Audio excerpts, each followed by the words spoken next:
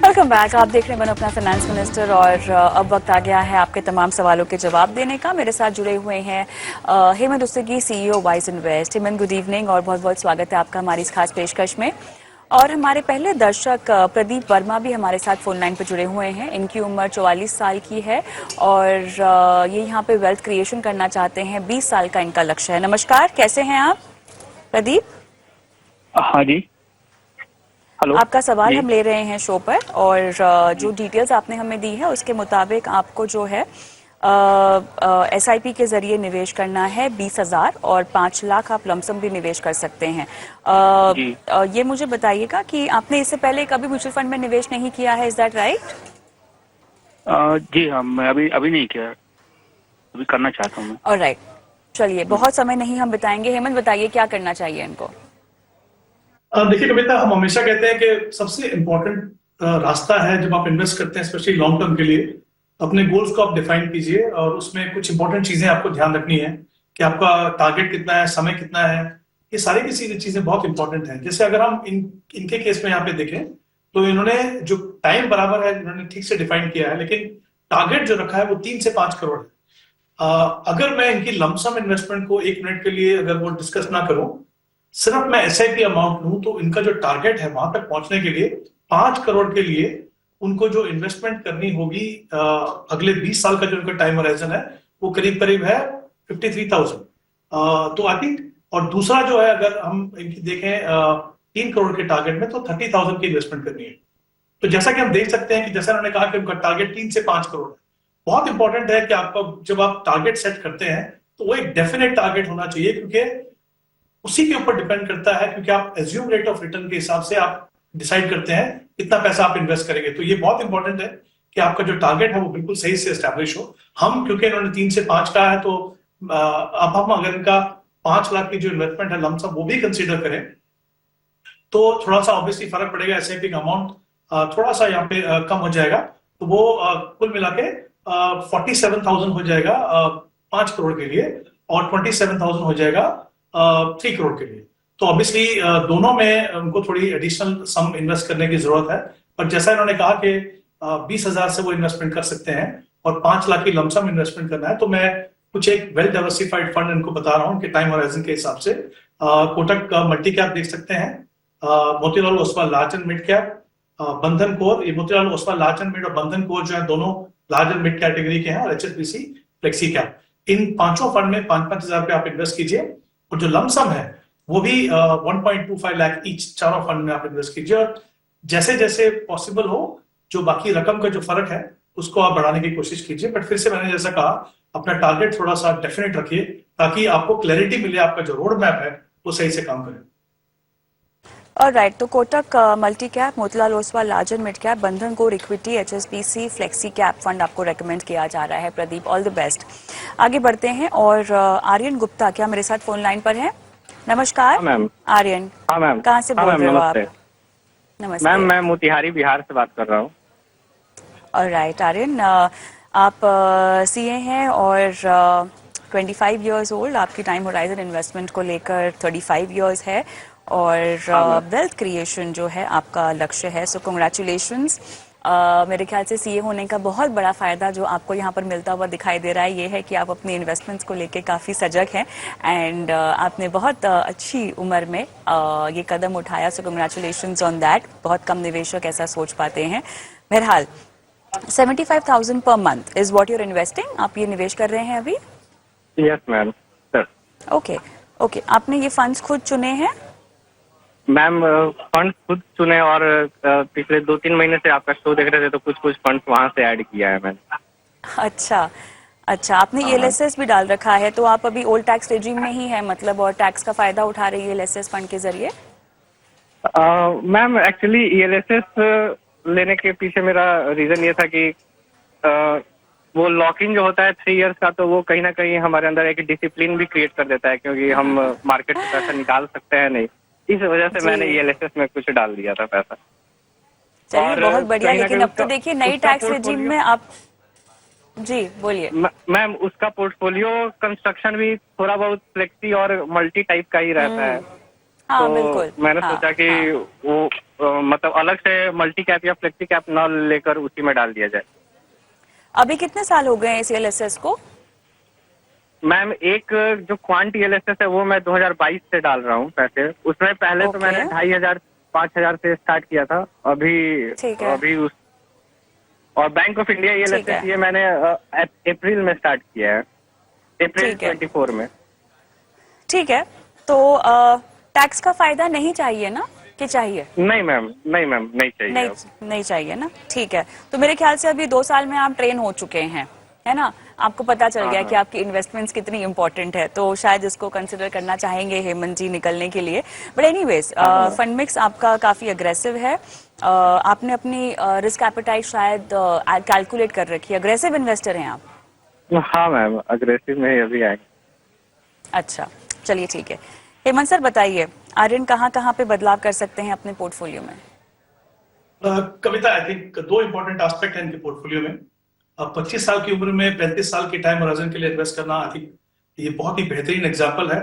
हम हमेशा बात करते हैं पावर ऑफ कंपाउंडिंग और equity as an asset class की जो सही मायने में जो पोटेंशियल है उसका फायदा उठाना वो तभी मिलता है जब आप अपने इन्वेस्टमेंट को लंबा समय देते हैं। दूसरा जो रिस्क है इक्विटी का, वॉलेटिलिटी का, शॉर्ट टर्म मीडियम टर्म में, उसका इम्पैक्ट भी कम करने के लिए दोनों इंपॉर्टेंट चीजें हैं। एक तो लंबा टाइम होराइजन, दूसरा सिस्टमैटिक इन्वेस्टमेंट करना। तो I think in terms of इनकी इन्वेस्टमेंट फिलॉसफी जितना इन्होंने अपने आप को समय दिया वो बहुत ही अच्छा है। तो आई थिंक ये काबिल तारीफ है और आई थिंक इन्वेस्टर्स को ये फॉलो करना चाहिए। एक इशू है, मुझे लगता है डेफिनेटली उनको रिकंसिडर करने की जरूरत है। उनकी जो इन्वेस्टमेंट है ईएलएसएस के अंदर, उनकी जो सोच ये है कि क्योंकि ईएलएसएस के अंदर हालांकि इनको टैक्सेशन की कोई भी जरूरत नहीं है, टैक्स बचाने की जरूरत नहीं है, सिर्फ इसलिए क्योंकि इन फंड्स में 3 साल का लॉक इन होता है, इन्होंने इसमें इन्वेस्टमेंट किया है, जो मुझे नहीं लगता वो बिल्कुल सही स्ट्रैटेजी है। ऐसे बहुत सारे large and mid cap, multi cap funds हैं जिन्होंने ईएलएसएस से बेहतरीन परफॉर्मेंस किया है। तो ये सोच के कि सिर्फ क्योंकि लॉक इन पीरियड है उनको बेटर रिटर्न मिलेगा, वो बिल्कुल नहीं करना चाहिए। क्योंकि कहीं ना कहीं आप अपने आप को मजबूर कर रहे हैं कि अपना पैसा लॉक इन करें, और अगर आपके पास अपॉर्चुनिटी हो या वो फंड अच्छा नहीं कर रहा हो, आप टैक्स बचाएं तो बात अलग है। कि आपको टैक्स बचाना नहीं, तो मेरा ये मानना है कि आपको ईएलएसएस में बिल्कुल भी इन्वेस्ट नहीं करना चाहिए। आप अपनी उस इन्वेस्टमेंट को, मेरे हिसाब से आप उसको रोकिए। जो एग्जिस्टिंग इन्वेस्टमेंट है, जब तक आप हर इंस्टॉलमेंट की 3 साल कंप्लीट नहीं करेंगे आप वहां से निकल नहीं पाएंगे। पर फ्यूचर में तो डेफिनेटली मैं आपको कहूंगा कि ये इन्वेस्टमेंट को आप बंद कीजिए, बिल्कुल भी स्ट्रेटेजी अच्छी नहीं है। इनके जो फंड्स की अगर मैं बात करूं ब्रॉडली, अदरवाइज फंड्स इनके पास अच्छे हैं। Quant large and mid cap, Motilal Oswal mid cap, Motilal multi cap और निपॉन स्मॉल कैप, बहुत ही अच्छे फंड्स हैं। अब फ्लेक्सी कैप में इनके पास जेएम फ्लेक्सी कैप है। मैं चाहूंगा कि ऐसे फंड के साथ जाइए जिसका लंबा ट्रैक रिकॉर्ड हो, साइज थोड़ा बड़ा हो, ताकि वो स्टेबिलिटी वहां पे आपको ज्यादा मिले। तो मे बी जेएम की जगह पे आप एचएसबीसी फ्लेक्सी कैप कंसिडर कर सकते हो। पर ये जो 25,000 की इन्वेस्टमेंट 2 ईएलएसएस में है, क्वांट में और बैंक ऑफ इंडिया में, वो डेफिनेटली आपको रिकंसिडर करना है। और उसके अलावा जैसे मैंने कहा बहुत सारे फंड्स हैं मल्टी कैप में, लार्ज एंड मिड में, जो इनसे बेटर परफॉर्मेंस दे सकते हैं। तो एक चेंज तो डेफिनेटली मैं चाहूंगा। बट ब्रॉडली जैसा मैंने कहा, सबसे अच्छी बात यह इन्होंने अपने आप को बहुत लंबा समय दिया है, और जो गलती भी अगर मेरे हिसाब से जो इन्होंने की है उसको ठीक करने का समय भी इनके पास है। ऑलराइट आर्यन, और कोई सवाल पूछना है आपको हेमंत जी से? क्वांट ईएलएसएस और बैंक ऑफ इंडिया ईएलएसएस का जो एसआईपी मैं स्टॉप करूंगा, तो ये मैं किसमें ट्रांसफर कर दूं? मौजूदा फंड्स में ही आप डिवाइड कर सकते हैं हेमंत जी, क्या कहेंगे? भी कर सकते हैं। तो और कुछ फंड्स हैं, जैसे हमने पहले भी बात की, बंधन कोर है large and mid cap category में, वो भी अच्छा फंड है। कोटक मल्टी कैप भी एक अच्छा फंड है मल्टी कैप कैटेगरी में। आई थिंक ये फंड्स हैं जिनको आप डेफिनेटली कंसिडर कर सकते हो, क्योंकि अमाउंट ज्यादा है दोनों में, तो आप फंड ऐड कर सकते हो। कुछ एक फंड मैंने आपको बताया है, उनको आप कंसिडर कर सकते हो। All the best Aryan. Jassi का सवाल लेंगे, हमारे साथ फोन लाइन पर है। नमस्कार। नमस्कार मैम। कहाँ से बोल रहे हो आप? मैडम मैं अपने अच्छा, 2 पोर्टफोलियो हैं आपके, आप ही के हैं कि किसी और के भी दिए हैं आपने? एक तो मैम मेरा है, एक मेरी वाइफ का है। okay. अच्छा, चलिए। तो दोनों के कंबाइंड गोल्स हैं? 10 से 15 साल का है मैम हमारा टारगेट। 10 से 15 साल, ठीक है जी। तो पहला पोर्टफोलियो का टारगेट आपने 1.5 करोड़ रखा हुआ है, 18,000 की एसआईपी यहाँ पर आपकी शायद चल रही है। और सेकंड पोर्टफोलियो का टारगेट आपने 10 साल का 50 लाख का रखा हुआ है, उसमें आपको लमसम भी एक इन्वेस्टमेंट करनी है एसआईपी के अलावा। ठीक है, जी मैम। ओके। तो मैम मेरे में स्मॉल कैप ज्यादा डाल रखा है और थोड़ा सा फंड अगर हाँ। इसको बैलेंस करने के लिए कोई और फंड ये अगर देखना पोर्टफोलियो ठीक है नहीं तो चेंज करना है, हाँ थोड़ा इसके बारे में। बिल्कुल बिल्कुल, जैसी हम इसी पर आपको सलाह भी देंगे। रिस्क थोड़ा सा कैसे अब कम कर लेना चाहिए, मुनाफा भी आपको हो ही रहा होगा इन फंड्स में, है ना, तो इसको बांध अभी कर मैम कहाँ पर आपको स्टार्ट किए हुए ऐसे ही। कितना मंथ हुआ है, कितना अभी अभी शुरू किया है? जी जी 1 मंथ हुआ है, पिछले महीने 1 start मंथ किया हुआ है। है, अच्छा अच्छा जी, अच्छा जी। अच्छा। चलिए कोई बात नहीं, बताते हैं आपको कैसे आगे बढ़ना चाहिए। हेमंत जी बताइए, फंड्स तो काफी सारे हैं बट 2 पोर्टफोलियोज है, इनका और इनकी वाइफ का। हाँ कविता, दोनों पोर्टफोलियो को अलग अलग दिखते हैं क्योंकि आगे बढ़ना चाहिए। हेमंत जी बताइए, फंड्स तो काफी सारे हैं बट 2 पोर्टफोलियोज है, इनका और इनकी वाइफ का। हाँ कविता, दोनों पोर्टफोलियो को अलग अलग दिखते हैं क्योंकि इन्होंने जो एलोकेशन किया वो दोनों अलग है बिल्कुल। तो अगर हम पहले पोर्टफोलियो की बात करें जो शायद इनका खुद का पोर्टफोलियो है वो, तो इन्होंने, मुझे लगता है कि एक तो वो थोड़ा सा कंसोलिडेशन की जरूरत है। उनकी जो करंट एसआईपी है वो 18,000 है, वहां पे 3 स्मॉल कैप फंड है, इन्होंने उसका जिक्र भी किया वहां पे। तो 3 में से जो एक फंड है निपॉन स्मॉल कैप 3,000, जहां पे आप इन्वेस्ट कर रहे हो वो आप रख सकते हो, बाकी 2 को आप बंद कीजिए क्योंकि मुझे नहीं लगता कि आपके जो पोर्टफोलियो साइज है उसमें 3 स्मॉल कैप की आपको जरूरत है। आप एक फंड रखिए, काफी स्टेबल फंड है वो। उसके अलावा जो और फंड्स हैं उनके पास, मोतीलाल मिड कैप 4,000 वो आप कर सकते हैं, उसको आप बने रहें। और उसके अलावा यूटीआई निफ्टी 50 में 2,000 की इन्वेस्टमेंट है, वो भी आप बने रखें उसको। और एक हेल्थ केयर फंड है इनके पास, अगेन मुझे लगता है इस पोर्टफोलियो साइज के लिए, क्योंकि अभी इन्होंने नया नया इन्वेस्टमेंट करना शुरू किया है, तो यहाँ पे भी मुझे लगता नहीं कि एक सेक्टर फंड आपके पोर्टफोलियो में होना चाहिए। तो ये जो कुल मिला के जो तीनों की जो पैसा है वो आप एग्जिस्टिंग फंड है, जैसे निफ्टी 50 में 1,500 ऐड कर सकते हो, और ऐसे ऐसे मल्टी एसेट फंड भी आपके पास 2,000, वो भी एक अच्छी ऑप्शन है डेफिनेटली। अगर आप एक पोर्टफोलियो का हिस्सा आप चाहते हो कि एक से ज्यादा एसेट क्लासेस हो, तो मल्टी एसेट डेफिनेटली एक अच्छी ऑप्शन है। तो उन दोनों में 1500 आप उसको ऐड कर दीजिए, तो इनका पोर्टफोलियो जैसा हम देख सकते हैं कंसोलिडेट भी होगा, और जो रिस्क है, अननेसेसरी अनवारंटेड रिस्क पोर्टफोलियो में है, वो भी यहाँ पे कम होगा। अगर हम दूसरे पोर्टफोलियो की बात करें तो वहां पे सिर्फ 500 रुपए जो है वो मल्टी एसेट में है, तो एज एन ऑप्शन वो अच्छी है, बट मुझे लगता नहीं कि 500 रुपए से कोई बहुत ज्यादा वो ऑब्जेक्टिव आपके पोर्टफोलियो में सर्व करने वाली है। तो उसको आप, आपके दूसरा फंड है कोटक मल्टी कैप, जहां पे 1,000 रुपए आप इन्वेस्ट करें, उसके अंदर आप ऐड कर दीजिए, तो कुल मिला के 1,500 रुपए जो है आपके कोटक मल्टी कैप में होंगे। बाकी मोतीलाल ओसवाल मिड कैप और कोटक आईसीआईसीआई मल्टी एसेट पहले का जो पोर्टफोलियो है उसमें आप बने रहे, तो कुछ बदलाव करने की जरूरत है। मुझे लगता है पोर्टफोलियो में जो सही मायने में बैलेंस होना चाहिए वो आपके पोर्टफोलियो में बन जाएगा। चलिए, तो पोर्टफोलियो में थोड़ा सा बैलेंस जो कि आप चाहते भी थे, जैसी वो आपको देने की कोशिश की गई है। सलाह में अगर आप फंड्स का नाम नहीं अभी नोट डाउन कर पाए हैं तो कोई बात नहीं, चैनल के यूट्यूब पे जाके आप देख लीजिएगा। बट उसके अलावा और कोई सवाल? मैंने 50 के का लमसम के बारे में पूछना था, और जेएम फ्लेक्सी कैप में रखना है या इसको निकाल देना मैम, इसका बारे में थोड़ा सा बताना। यहाँ पर आपको एचएसबीसी का फ्लेक्सी कैप रेकमेंड किया जा रहा है जेएम फ्लेक्सी कैप के जरिए, और लमसम को जी निकाल इसमें रखना है या इसको निकाल दें जेएम फ्लेक्सी कैप को जो 4,000 जी। हेमंत जी कुछ कह रहे हैं आप? जी, मैं कह रहा था कि बिल्कुल सही है वो। जेएम फ्लेक्सी कैप हमने पहले वाले क्वेश्चन में भी बात की थी, वहां पे एचएसबीसी हाँ। फ्लेक्सी कैप देख सकते हैं। और 50,000 की जो इन्वेस्टमेंट की बात कर रहे हैं, वो 2 एग्जिस्टिंग फंड जो है कोटक मल्टी कैप वहां पे 35,000 के लिए, और मोतीलाल ओसवाल मिड कैप में 15,000 इन्वेस्ट कीजिए। तो इस तरीके से एग्जिस्टिंग फंड्स के अंदर जो लमसम इन्वेस्टमेंट है वो आप कर सकते हैं। चलिए, all the best. Sitaram ji मेरे साथ अब फोन लाइन पर है, नमस्कार। हाँ नमस्कार मैम। कैसे हैं, कहाँ से बोल रहे हो आप? मैम मैं अजमेर जिले से, राजस्थान से बोल रहा हूँ। अच्छा, 26 साल के हैं और आपने अपनी इन्वेस्टमेंट की शुरुआत कर ली है, कॉन्ग्रेचुलेशंस। हाँ मैम, धन्यवाद मैम। अच्छा, एचडीएफसी का small cap, HSBC mid cap है आपके पास पोर्टफोलियो में। 2,000 रुपए से अपने इन्वेस्टमेंट को और भी बढ़ाना है। एलएनटी मिड कैप तो आपके पास, ठीक है, नाम बदल गया। ओके, 20 से 25 साल तक निवेश करना चाहते हैं। कब से इन्वेस्टमेंट की शुरुआत की है आपने? इसी साल से? नहीं मैम, ये दिसंबर 2017 से चालू कर रखा था। अरे वाह, हो गए मैम। अच्छा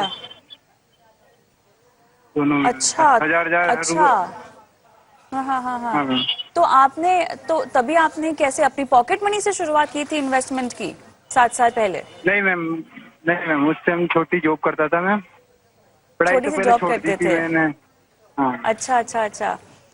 तो म्यूचुअल फंड के अलावा भी आप स्टॉक्स वगैरह में इन्वेस्ट करते हैं क्या?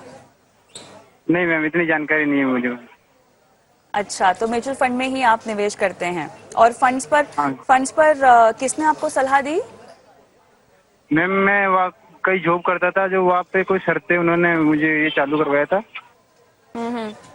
खुश है अपने पोर्टफोलियो में परफॉर्मेंस को देखकर फंड्स की? हाँ मैम बढ़िया है, कोई दिक्कत नहीं है, लेकिन एक बार मुझे ये भाई सही है या इसी में चलने दूं या चेंज बताते करूं, हैं। ये कंफर्म करना है। तो एक बात बताओ मुझे आप, 20 से हाँ। 25 साल के बाद कोई कॉर्पस इकट्ठा करना है, कोई खास राशि जो इकट्ठा करनी है जिसके लिए इन्वेस्टमेंट कर रहे हो? मैम ये तो बच्चों की पढ़ाई के लिए या बच्चों की शादी के लिए, बाकी तो कोई वो विशेष वो नहीं है। चलिए ठीक है, क्योंकि अगर एक नंबर मिल जाता है तो आपको प्लानिंग करके देना आसान हो जाता है। हम आपको बता पाते हैं कि आप कितना निवेश करें। अभी फिलहाल मेरे ख्याल से आप 2000 कर रहे हैं और 2000 से इसको बढ़ाना चाहते हैं। बच्चों की पढ़ाई लिखाई शादी का आपका लक्ष्य है। बताते हैं कि आप कितना जोड़ पाएंगे। हेमंत जी, एक स्मॉल कैप फंड है और एक मिड कैप फंड है। अब 2000 रुपए और इनको बढ़ाने हैं। बताइए किस तरह का फंड और ऐड करना चाहिए? जी कविता, देखिए इनका जो समय है, टाइम होराइजन वो 20 से 25 साल है। जाहिर सी बात है, इतने लंबे समय के लिए अगर आप मिड कैप स्मॉल कैप में इन्वेस्ट करते हैं तो आपको रिटर्न कहीं बेहतर मिलेगा किसी भी लार्ज कैप फंड से। बट आई थिंक एक इंपॉर्टेंट एस्पेक्ट है ये समझते हुए कि इक्विटी खुद से एक एग्रेसिव एसेट क्लास है। कहीं ना कहीं तीनों सेगमेंट के बीच में जो एलोकेशन है उसमें कहीं ना कहीं एक रिस्क और रिवॉर्ड के बीच में बैलेंस चाहिए। तो अभी की जो करंट इन्वेस्टमेंट है इनकी दोनों, एक स्मॉल कैप फंड में एक मिड कैप फंड में है, तो ऑब्वियसली वो एडवाइजेबल नहीं है कि पूरा पैसा आप इन दो एग्रेसिव सेगमेंट में रखें।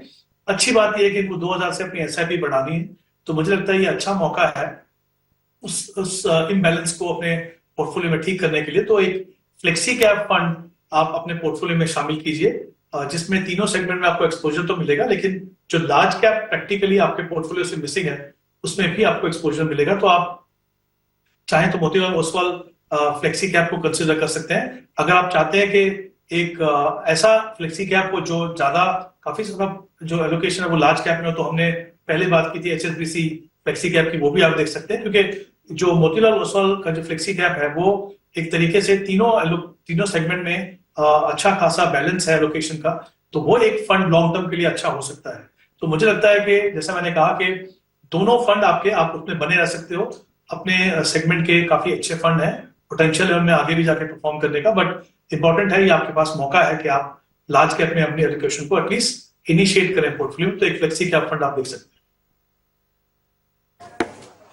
ऑलराइट, कुछ और पूछना है आपको हेमंत सर से? सीताराम जी, क्वेश्चन हो रहे हैं मैम, क्वेश्चन है मैम, जो पहले मैम एलएनटी का मिड कैप था मेरे पास, ये एचएसबीसी जो वो आया था ना मर्ज, हाँ जो मैम हाँ? एलएनटी से एचएसबीसी में हुआ, जो मैम आने वाले समय में मुझे इससे कोई दिक्कत तो नहीं होगी? नहीं, उसमें किसी भी तरह की दिक्कत नहीं होनी चाहिए। हेमंत जी शायद आपसे भी सुनना चाहेंगे वो यही जवाब।